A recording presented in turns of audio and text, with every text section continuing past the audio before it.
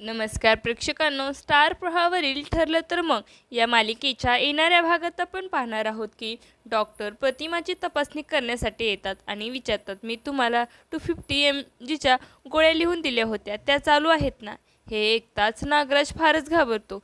तो म्हणतो, मी गोळ्या दाखवतो तुम्हाला. पण मनात विचार करतो की जर डॉक्टरांनी गोळ्या ओळखल्या तर त्यांना लक्षात येईल की या गोळ्या तर मी बदलून टाकल्या आहेत. तितक्यात दुसरीकडे अर्जुन सर्वांसमोर सांगतो, आज माझ्या पत्नीची एक इच्छा पूर्ण करावी लागेल. तो पुढे सांगतो की खूप दिवसांनी तिला तिचं घर मिळालं आहे, म्हणून सायली सगळ्यांना त्या घरात आमंत्रित करते.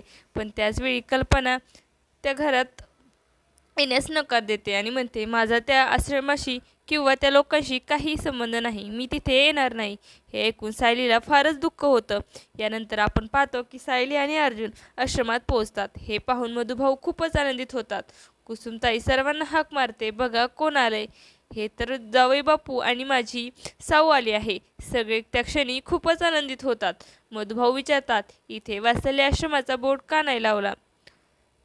तेव्हा अर्जुन स्वतःच्या हाताने तो बोर्ड लावतो. सायली आनंदित होते आणि म्हणते, मधुभाऊ, हा फक्त एक बोर्ड नाही, हा आपल्या विजयाचा प्रतीक आहे. हे ऐकून सगळ्यांच्या चेहऱ्यावर समाधान दिसते.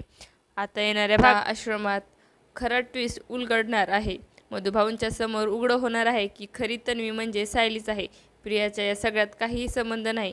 तर हे सगळं पाहणं खूपच उत्कंठवर्धक ठरणार आहे. तुम्हाला जर आपला व्हिडिओ आवडला असेल तर चॅनलला लाईक, शेअर आणि सबस्क्राईब करायला विसरू नका.